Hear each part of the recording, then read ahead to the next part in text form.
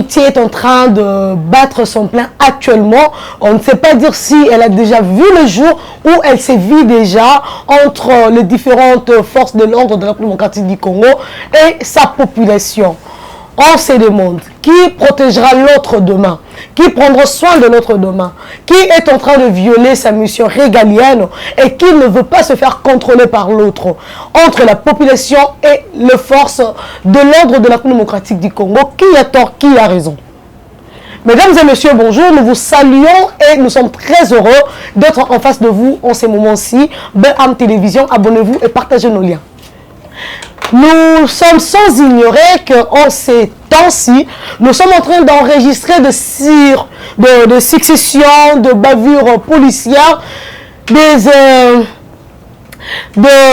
coups et blessures entre policiers et civils, de meurtres, voire des assassinats. On ne sait pas dire exactement de quoi est-ce qu'il s'agit. N'est-ce pas ça la naissance d'une crise permanente entre la police congolaise et sa population? Déjà, depuis que la pandémie à Covid-19 a été observée dans la capitale congolaise, nous avons enregistré plusieurs bavures. Plusieurs citoyens ont perdu de leur vie seulement parce qu'il y a eu dérapage des différents agents de la police. Ils nous ont pris nos frères, nos soeurs, nos mamans. Pour la population congolaise, la police ou bien les agents de la police sont devenus pour eux un synonyme d'insécurité. C'est tous les jours qu'ils accusent des agents de la police d'être de mèche avec des criminels pour leur faire du mal. Et c'est tous les jours dans des rues de Kinshasa. Pour ne prendre que cet échantillon-ci. La police, à son tour, la police dit que la population congolaise n'est pas en bien de coopérer avec les agents. Alors que nous savons tous que depuis 2016, la police congolaise a changé de mission, s'est assignée la mission de la proximité. Les réformes ont commencé en 2013 pour se rendre effectives en 2016.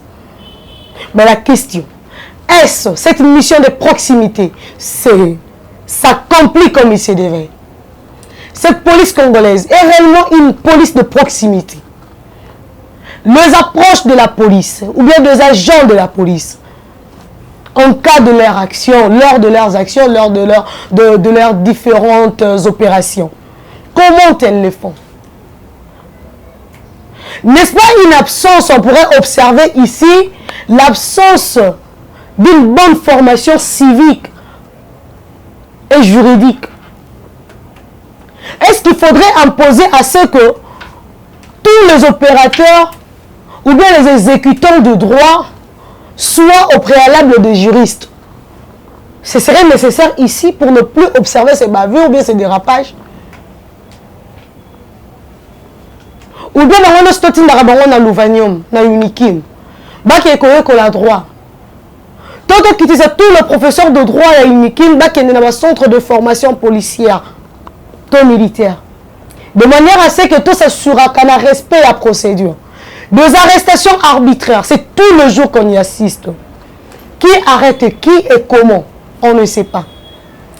La population, à son tour, quand on vient l'approcher, on lui dit, bah, madame, vous avez tel problème avec la loi et nous sommes venus vous interpeller.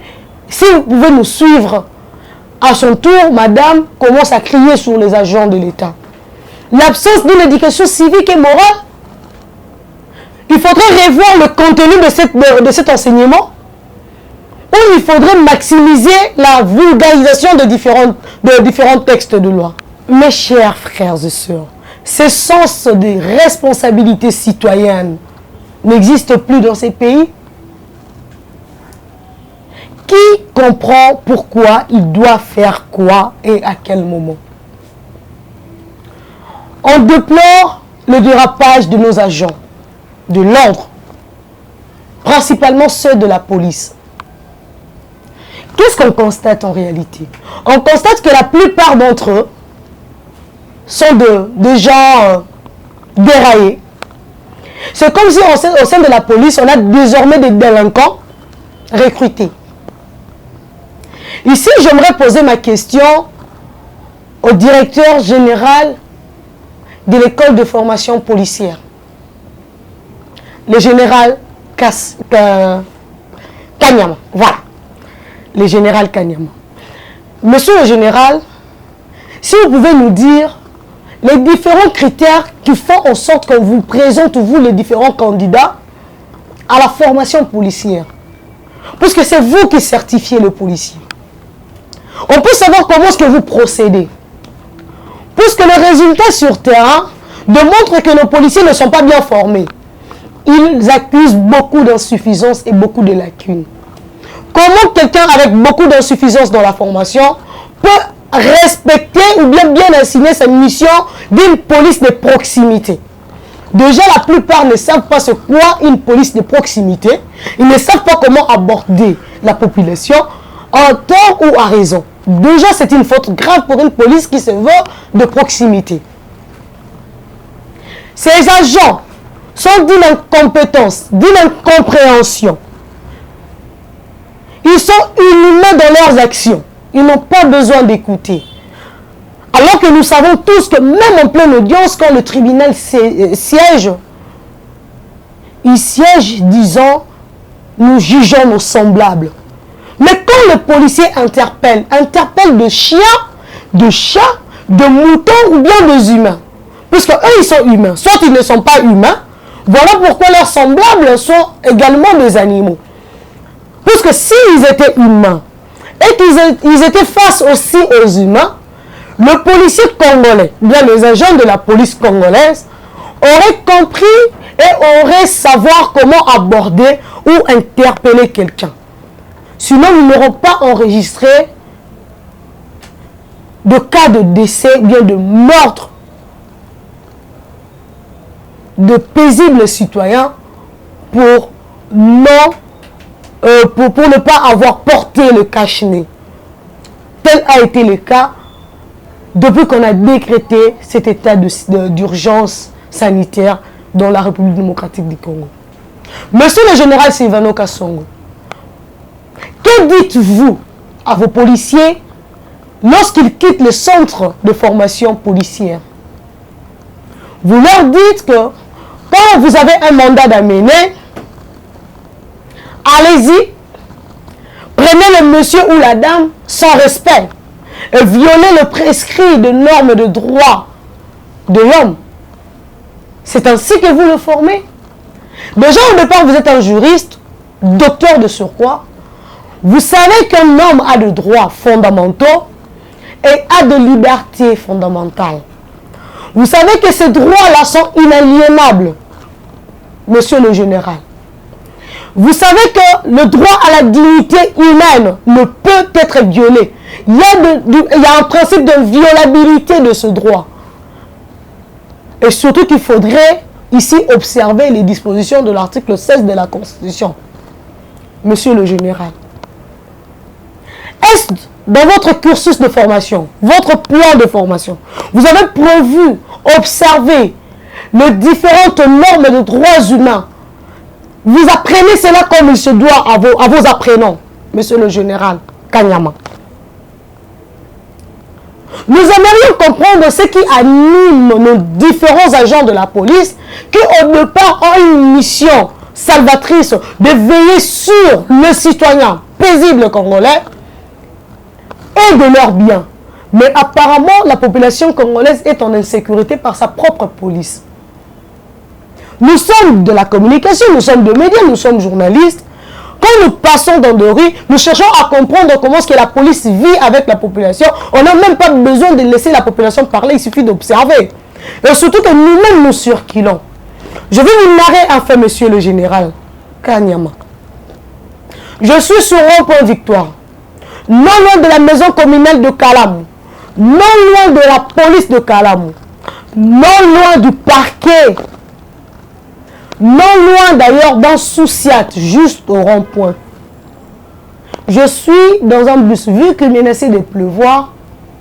Le temps pour moi de descendre, de monter plutôt, d'attendre à ce que le bus soit rempli et que tout le monde puisse entrer de manière à ce qu'on puisse démarrer. Il y avait juste un monsieur au premier banc. En réalité, c'était un bureau 2, en tenue civile, monsieur le général Kanyama. Ce qui est vrai, je ne soutiens pas le hausse de prix de transport, bien de taxi-bus dans la ville de Kinshasa. Mais nous connaissons la réalité quand le transport est difficile avec les différents embouteillages dans la ville et surtout que l'état de nos routes laisse à désirer. Monsieur le général Kanyama, sous mes yeux, on vient, il y avait 4 policiers en tenue civile et 6 policiers en tenue de service. Monsieur le général, ils sont venus prendre le monsieur pour hausse de prix, ils l'ont tabassé alors que le bureau était juste en face. Le bus était en partance pour la commune de Matete. Nous sommes sur un point victoire. J'ai essayé de descendre. Je leur ai dit, mais pourquoi vous les traînez comme ça? Yozaman, comme d'habitude. Ils ont tellement un langage facile, ils ne savent pas respecter des gens. Pour eux, les bons sens n'existent pas. Le policier de ces pays. Il y a un avocat qui n'a pas supporté me voir en train de me plaindre et me faire tirailler par les agents de la police. Il nous semblerait qu'il était avocat. Puisque je leur ai dit, ce monsieur a droit à la défense, a droit à une assistance. Vous ne pouvez pas les traîner comme ça. Le temps pour moi de descendre, le chauffeur a pris la fuite. Il a démarré le véhicule et est parti.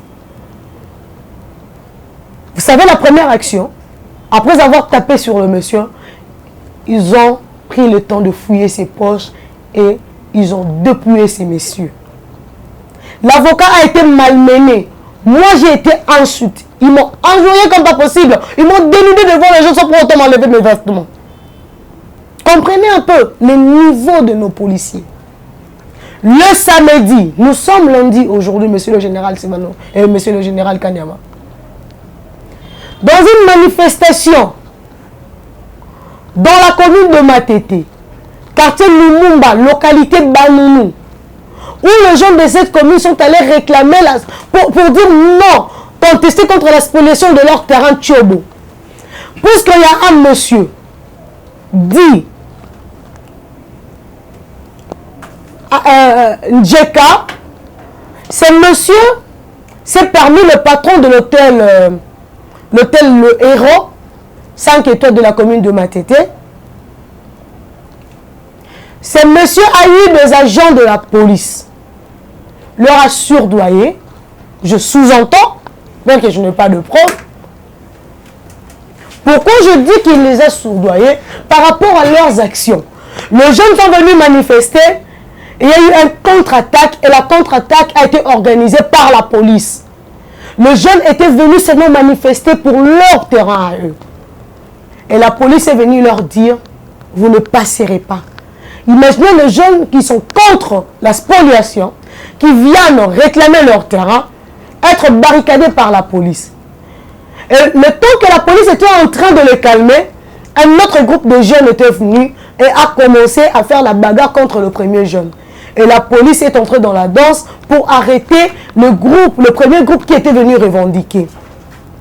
Au point de prendre les caméras, même des journalistes, de prendre les téléphones des journalistes. Moi, j'ai une plaie ici, c'est par un policier. Cette plaie ici que je vous montre. Monsieur le général Kanyama, jusqu'où avec des agents pareils, on touche à un journaliste qui est venu pour son travail, sans pour autant déranger le leur. C'est ainsi que vous formez nos policiers à nous, monsieur le général Kanyama. Je pourrais prendre votre défense disant que vous êtes un semeur, vous avez votre sémence, vous venez, votre sémence bonne qu'elle soit, mais si la terre n'est pas bonne, votre sémence ne portera jamais de fruits. Est-ce votre cas? Je répondrai d'une manière ou d'une autre, ce serait aussi possible de dire oui. Pourquoi? Parce que déjà le système éducatif congolais a échoué. La police est aujourd'hui le carrefour de toutes les personnes qui ont raté leur vie. Il échoue à l'école. Il n'a pas eu la chance d'étudier. C'est un délinquant avéré, un récidiviste. Alors, pour se camoufler, il faut se trouver de la place ou dans la police. Monsieur le général Kanyama, avec ce genre de personnes, N'avez-vous pas une autre procédure ou bien une autre opportunité pour eux? Au lieu de le prendre tous, de le mettre au sein de la police, par soi-disant sous prétexte que la police a un problème d'effectivité, d'effectif plutôt. Ce déficit-là sur l'effectif des agents de la police, on ne peut pas le combler autrement. Et à cette réponse, j'aimerais que ce soit le ministère de l'Éducation nationale de nous répondre. Voilà pourquoi j'avais épinglé au début l'absence de l'enseignement réel en éducation civique et morale. Est-ce que la République démocratique du Congo prépare ses enfants à faire de l'armée ou bien de la police, de manière à offrir à la République démocratique du Congo des agents qui seraient en bien de servir leur nation en toute dignité, en tout respect, en toute loyauté et citoyenneté et patriotisme? C'est peut-être là la question, monsieur le général Kanyama. Je parlerai du général Sylvano Kassongo, mais là je m'adresse aux formateurs de nos policiers actuellement. Si le ministère de l'Éducation nationale nous révisitait ces cours, ces contenus de l'éducation civique et morale, cultiver en nos enfants l'amour de servir la nation, il n'y a pas un homme qui aime le Congo plus que, qui aimerait le pays plus qu'un militaire, plus qu'un homme en uniforme. Nos policiers sont de braves. Mais en République démocratique du Congo, apparemment, être policier, c'est être un inutile. Une personne qui a raté sa vie. Puisque nous retrouvons quelqu'un qui hier était un Koulouna, aujourd'hui dans la police. Par quelle magie? Par quelle magie, monsieur le général Kanyama? N'y a-t-il pas collaboration entre le ministère de l'Éducation nationale et la police congolaise? Nous devons préparer l'élite policière de ces pays. Nous devons nous assurer d'avoir de cadres dans la police. Quelles sont les bases de nos enfants qui demain deviendront agents, deviendront commissaires principaux, deviendront généraux, colonels, majors, capitaines? Qui seront de cadres de la police et de l'armée congolaise demain? Aujourd'hui, je m'adresse à son Excellence Tony Mwaba. Aider la République à avoir un nouveau programme éducationnel. Le pays doit organiser le secteur de l'éducation selon les attentes de la nation. Nous sommes en déficit. Nous n'avons pas de bons cadres dans la police et dans l'armée. Voyez un peu des abus du côté du service de renseignement. Comment un agent du service de renseignement peut être dévoilé et connu de tous? Et il se vante d'être de la nerf parce que ce monsieur n'a pas été préparé de le bas âge. L'école a échoué. Le contenu de l'éducation était vide. Comment un monsieur qui est censé veiller sur le respect de normes est en train de violer? Il y a un ami héritier Machi qui m'a dit que ceux-là qui connaissent le droit sont le mieux placés pour le violer. Continuerons-nous à affirmer et à confirmer cette thèse ou bien il faudrait un jour l'infirmer? Revoyons notre système de voix. Alors un système éducatif bien assaini. On n'aura pas un ministre qui est ministre en fonction, mais pour ses intérêts politiques et partisans, il se permet d'aller, de laisser son poste à Kinshasa, au lieu de se rendre en mission de service. Non, il va accompagner l'autorité morale de son regroupement politique dans un meeting à Kisangani. On se demande qui l'a autorisé. Donc ce monsieur est parti avec un ordre de mission de la primature. Comprenez un peu, monsieur Tony Mwaba. Excellence. Si au moins vous avez pris le temps de faire montre à l'enfant congolais de bien fonder, d'être loyal et bon citoyen, ce sens citoyen, ce sens patriotique, la responsabilité étatique, la responsabilité gouvernementale, nous ne serons pas face à cette délinquance. L'irresponsabilité dans la police congolaise est apparemment notoire. Au sein du gouvernement, n'en parlons même pas. Jusqu'à quand? Imaginez aujourd'hui, nous sommes en train de plairer Olivier Mpunga. Demain, ce serait qui? Hier, c'était Rossi Mukendi. Thérèse Kapangala. Demain, peut-être moi, puisque hier déjà, j'ai été, voilà, le sort de la police congolaise. Quand on a une police mal organisée, quand on a une police irrespectueuse, quand on a une police qui ne fait que violer les normes de respect des droits de l'homme, voilà où on serait. Qui ne savent pas respecter les droits humains, qui ne savent pas qu'on ne peut pas toucher à quelqu'un sans son consentement. Une police remplie des antivaleurs. Pour trouver des valeurs dans la police, il faut aller voir des cadres. Mais pas quand il s'agit de brigadiers, de sergents, de adjudants. On a même aujourd'hui des capitaines à excès de zèle. Donc des commissaires principaux. En excès de zèle. Mes excuses. Et là, je viens vers vous, monsieur le général Silvano Kasongo, le principal de la ville de Kinshasa. La ville de Kinshasa, aujourd'hui, est l'exemplarité du désordre dans le service de l'ordre public. La police qui est censée veiller sur le respect des normes de droit et qu'il n'y ait pas un ordre public qui a été troublé, cette police est aujourd'hui elle-même l'agent causal de troubles. Je vais vous faire une illustration, monsieur le général Silvano Kasongo.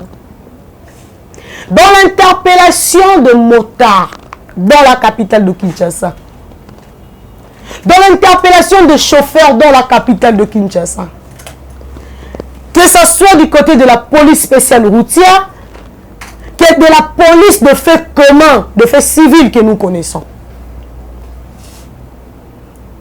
Monsieur le général Silvano Kasongo, je vous dis, c'est plus que de la catastrophe là-bas. Est-ce interpeller quelqu'un est synonyme d'entrer dans sa voiture sans que la personne ne soit avisée? C'est ça. La police congolaise ne sait pas interagir avec la population. La police n'a pas tel le droit ou bien le devoir aussi de prévenir des infractions. Mais pas ça aussi sa mission. Moi, je pense que dans la politique de proximité, la police doit procéder dans des séances maintenant de vulgarisation de loi. Organiser des campagnes. Monsieur le général Silvano Kasongo, dans la lieu où vont les choses, l'inimitié s'installera dans la ville et dans le pays.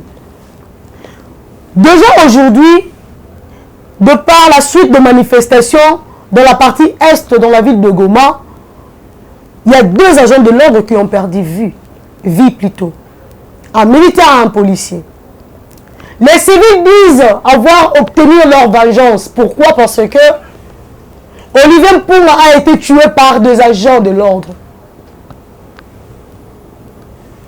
Imaginez un peu. Et ce n'est pas il n'est pas la première victime. Il y a aussi tant d'autres. Il a été brûlé vif dans ces pays. Ce n'était qu'un début, monsieur le général Silvano Kasongo. Prenez vos responsabilités. Pensez-y, monsieur le général. Imaginez-vous que demain, on s'est réveillé comme ça, le policier contre le civil. Que deviendra la République? Tout ça parce que la police est irresponsable. Cette irresponsabilité devient de plus en plus notoire et va de mal en pis. Monsieur le général, où allons-nous avec ces actes? Je préfère encore que vous recrutez ceux qui sont dans le Kanyamaka CC pour le service national. Eux, au moins, ils ont compris c'est quoi le sens du devoir. Envoyez-le vers le général Kanyama pour une formation policière à Sudi. Comme ça, on serait au moins sûr d'avoir des gens patriotes, des patriotes bons citoyens qui nous seront loyaux. Que de nous ramasser des gens, nous ne savons pas par quelle magie vous nous obtiendrez de candidats de la police. Un agent de la police qui ne sait pas lire qu'il s'agit d'un badge de la presse pour le discours du chef de l'État au Congrès, devant le Congrès. Un policier, s'il vous plaît.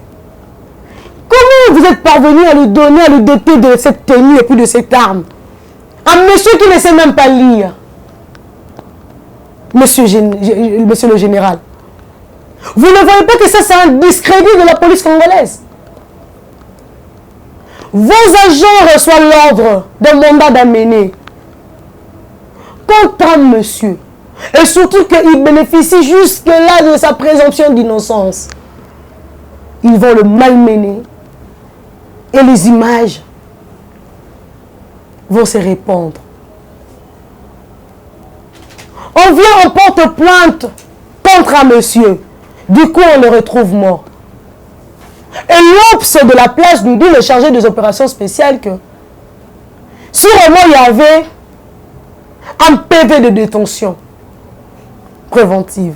Non, c'est faux. L'OPJ qu'il avait entendu, l'OPJ instructeur qui dit, j'étais parti réconforter le monsieur, le plaignant,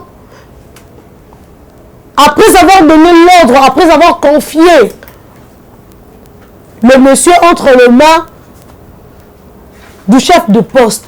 Et en rentrant, je ne l'ai pas trouvé dehors. Alors que dans les vidéos, dans la vidéo plutôt, on voit que le monsieur a été torturé dans le bureau de l'OPJ. Monsieur le général Sylvano Kassongo, c'est ainsi que vous allez accompagner la vision du chef de l'État sur l'effectivité de l'état de droit dans ces pays? Non. Avec une telle police, nous n'aboutirons à rien. À rien. Puisque tout commence par la police. Même le parquet use de la police. Jusqu'où, monsieur le général? Son Excellence, monsieur le vice-premier ministre en charge de l'Intérieur, sécurité et décentralisation, et puis affaires coutumières, Excellence Daniel Asselo. Je me pose deux questions. C'est vous qui êtes un mauvais chef ou vous êtes dans un secteur glissant? Vous ne comprenez rien de la police nationale congolaise. Vous n'apprenez rien de ce qui se passe dans votre secteur, ou bien vous êtes tout simplement ignorant de la procédure. Excellence, ça c'est une incompétence notoire que nous sommes en train d'observer. Et pour votre honneur, si vous êtes victime de tout ce qui se passe, je vous prierai de démissionner calmement. Mais si vous êtes conscient, prenez des mesures nécessaires et soyez rigoureux. Il s'agit de la vie, bien des vies des paisibles citoyens congolais, mises en danger maintenant. Et surtout, n'oubliez pas que ces policiers ont des familles. Ils ne peuvent pas être directement touchés, mais les inciviques citoyens peuvent aller toucher à leur famille. Prenez des mesures. Je suis tout simplement en train de nous faire voir l'avenir qui se prévoit au noir entre les agents de l'ordre de la République démocratique du Congo et la population de la RDC. Le peuple congolais ne sont pas d'accord avec la police congolaise. Bakomi Koloba, Boma policier Tikanyoka. Nevengunga songa la malaria, Kena sunga policier. Imaginez. Alors que ces policiers sont nos frères. Revoyez ces systèmes, s'il vous plaît. Son Excellence, Monsieur le vice-premier ministre en charge de l'Intérieur, décentralisation, sécurité et affaires coutumières. Je dis et je prie à tous les Congolais de rester unis. L'état de droit que nous voulons est au-delà de la dictature. Il n'y a pas une dictature plus forte que le respect du texte de droit. Elle n'existe pas et elle n'existera jamais. Nous voulons de l'état de droit. Soyons responsables. Apprenons ces lois et observons-les. Merci.